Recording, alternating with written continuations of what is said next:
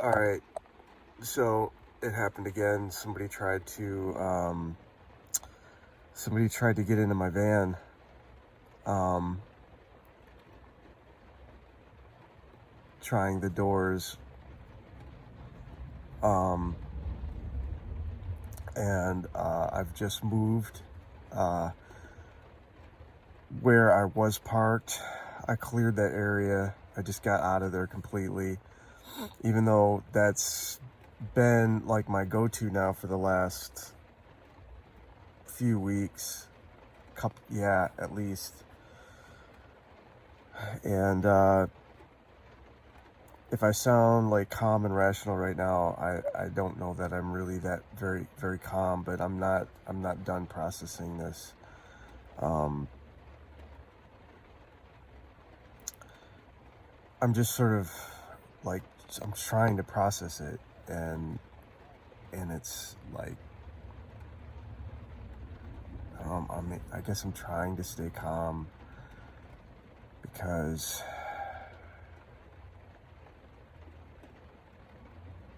the threat is probably like my mind has a tendency to overblow everything, over dramatize everything. But this is definitely a real situation, threatening situation. This guy, um, yeah, okay. It was about 6:30. I don't know what time it is now.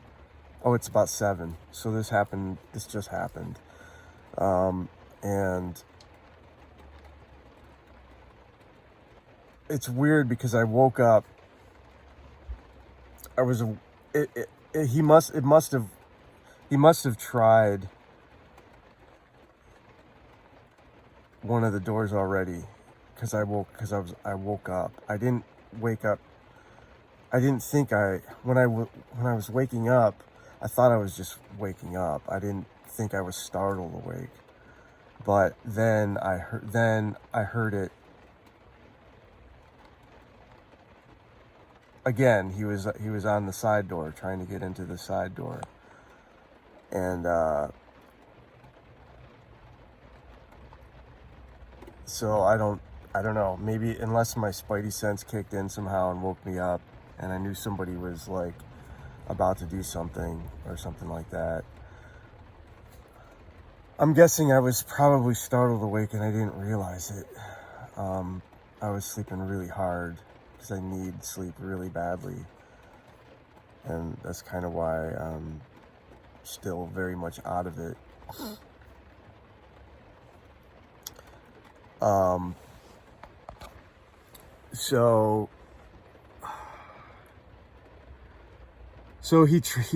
this individual was trying the side door, and I was awake then, and for some reason my mind flashed back to the first time this happened, thinking, I don't know why, but it was just like that was my experience, so that's what my brain sort of like mapped to, like, immediately, that it was kids or a kid again. And like, for some reason, I don't know, it was weird. I didn't like, I was just like, I I think because I was so tired, like I was just like, I just wanted to go back to sleep, actually. Like, I was so over it. I was just like, and I thought maybe they would just go away, but I was like, no, I have to get up and I have to leave. I have to get out of here. And I like, I took down the back cover and I looked out, but I was like, I'm not gonna like yell. I'm not gonna like open the door and yell like I did last time. I don't know why. I was just like, I'm not doing that. But I was like, also was like trying to see like what was going on, and I figured they were gone. I didn't see anybody back there. I figured they were gone. And then like I heard him again, And like, I don't remember exactly this whole sequence of events, like, but he was somewhere. I heard him. He tried a door again. He tried one of the other doors. I was just very disoriented. So I just know, like, this person was trying to get into my van, and I think at that point he knew that I was in here, and he was still trying to get in, and that was messed up. And while this was as threatening as it was, I also sort of didn't feel like, well, he can't get in. Oh, because I heard him talking. Yeah, I heard him talking still, like, outside. After, like, I don't know. He was, like, on the sidewalk, I think, and he was talking like he was trying, like, it was like I knew that he knew that I was in, that somebody was in here, and that he was, like, talking, like, aggressively. I'm like, fuck, like, what, does this person have a weapon? Is he trying to,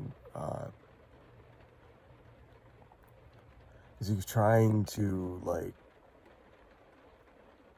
I don't know, like, trying to scare me into, like, trying to get in, like, threatening me? What? Like, I still hadn't seen this person yet. Right, this is all coming to me now. And so that was after, like, yeah, that was after he first. I don't know. I don't remember the sequence, but that happened at some point, and I hadn't seen him yet. And then, I don't know, I was, like, trying to be, like, calm and just, like, just leave. At this point, I was like, okay, just leave. I hadn't broken anything down. I had stuff on the table, on the desk, and I had, if I drive, things are gonna fall, and I didn't even take all my window stuff off, window coverings, and I don't like to drive with my window coverings on, because I can see better, but I didn't even remove them. I only had the one in the back. That was it. And I got in the front seat. I started my car, and then he was right there. He was, like, on my driver's side. He was on the driver's side, like, right out in the middle of the street, like, standing right there. And he was like, this is when it was like, I knew, I got a sense that he was, like, he was not all there, like, which doesn't make it okay, and, like, which doesn't mean that it wasn't still a threatening situation, but I kind of had some understanding about what was going on, at least to a point. And he was kind of standing there in the middle of the street, like, doing these weird hand gestures and talking, but was he talking to me? Sort of, but not. And he said somewhere in there, whether it was before I saw him or when I saw him in the middle of the street, he was saying something like, I need my money, or give me my money, something about money. And then was like, but then he was like, why? Like, he was going off into he was in some kind of alternate reality. I don't know if it's drugs or psychosis, or it's probably some combination. And it was like, I got the sense that he believed that, like, there was this whole scenario that unfolded in my mind, like, as far as, like, my impression of what was happening. My mind built this whole narrative around, like, oh, this guy thinks he knows me, and I owe him money. I know that's maybe that sounds ridiculous, but that's what my mind was serving me.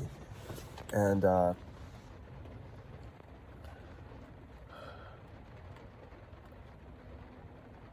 or even that I think this guy was just really messed up, and maybe he convinced himself at some point in all of this that he knew who I was and that I owed him money.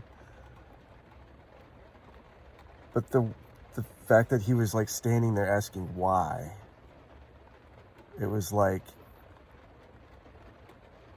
potentially some kind of defense or something against like having done something wrong, and then like trying to spin it into like twist it to where like I was doing him wrong or something. So this guy was not right, whatever was going on, which was kind of like, okay. And when I saw him standing there in the middle of the street, like doing these weird hand gestures and like sort of talking to me and sort of not, like I knew that like, all right, I'm probably okay. This probably isn't.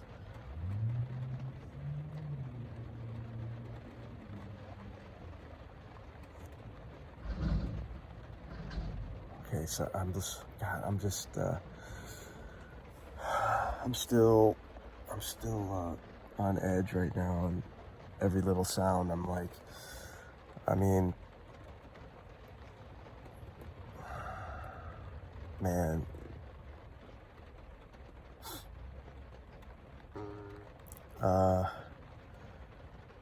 So, yeah, because he tried again. I don't know, like, he was trying to get in the van. It's just bottom line, he was trying to get in here. And I don't think he had any weapons or anything, but at one point it seemed like, because I didn't know the situation or what was going on, it seemed like maybe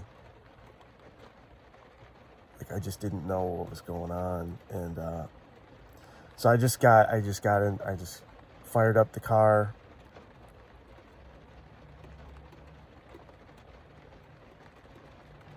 Actually, I did break things down. Did I? No, I didn't. I don't remember. No, I got out. Yeah, that's right. I just drove, and thankfully nothing fell or anything. I drove like a few blocks away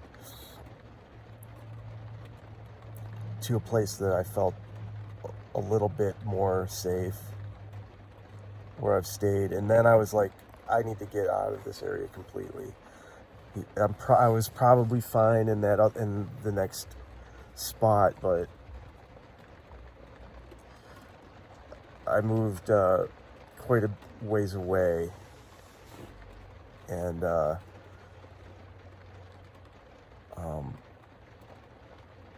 anyway, and then I'm here, and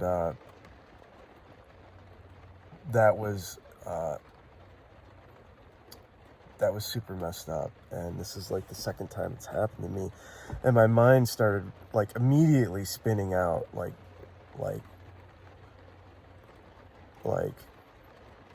there's nowhere for me to go. There's like this isn't working. There's nowhere I can go now that I feel safe. I mean, because that was a place that I felt like pretty safe. I've been in that was like my fourth night, I think, of being in basically that space, that same. I didn't move the car in like 3 days, and one night I was there one night and then moved but came back. So I was there on that, basically on that street like 4 nights, and I was like really digging that spot because there were a couple other van dwellers out there, and it's unrestricted, a rarity in Seattle anymore. I don't even know if I want to say where it was now, because I'm just like paranoid. Like, I don't, I don't know. I mean, I don't know how much I really want people knowing exactly where I stay in the city. But it's like a wealthy area,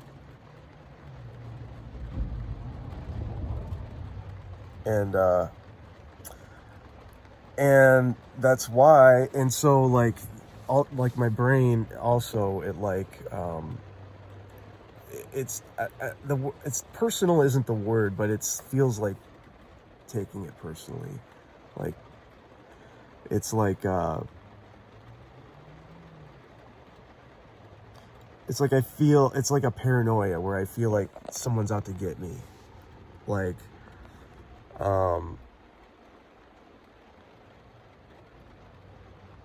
targeted. And I was targeted in a way, but like not so much in a directly personal way, and it kind of feels that way, and I don't know how to explain it, but that's what it feels like. And so I guess I shouldn't sit here worrying about the future, because that's when panic attack really will kick in, when I start spinning out about, well, what am I going to do? Well, what about this? Where am I going to go? What am I going to do to feel safe? It's hard not to do that. But I just have to tell myself that right here, right now, I don't like where I am right now. I don't like this particular part of the neighborhood either, necessarily. And I don't like to stay here overnight, but it is morning. But it's not light out yet, and it's still dark, and it's raining really hard. And it's one of the problems about living in this particular city, is like during the winter, is that like the amount of hours of darkness at this time of year. It's January 9th, I think, or 10th. I'm not sure, but still extremely dark, and lots of hours of darkness, and it's more chances for stuff like this to happen in the dark. And so it's like, I'm like,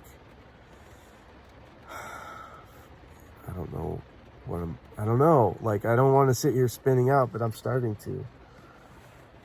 And this is also why I'm not exactly sure I really want my parents to know about this channel, because of videos like this. It's gonna freak them out.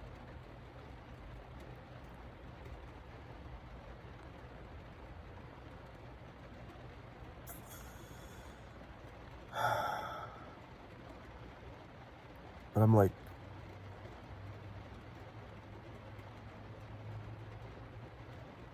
I don't know what I'm gonna do to, like, I don't know, I'm like getting into this, I'm spinning out into this woe is me thing. Like, I don't know what I'm gonna do. I don't know what I'm gonna do to like feel safe again, when the best spot that I found is not feeling safe now, because of like the paranoia and feeling like targeted, and like, oh, this guy's gonna come after me again. And probably not. I don't think this guy's got it together at all. I don't think he even knows that just happened wherever he is right now, out there in the rain somewhere.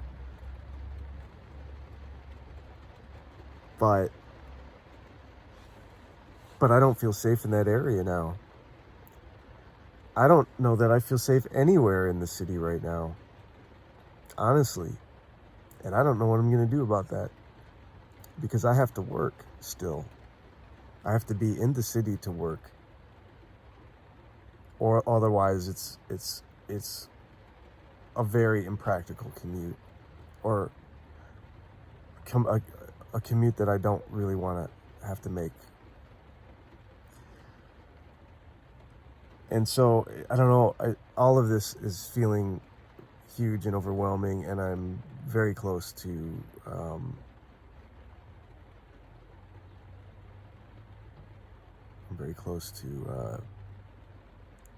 spinning out into, I don't know,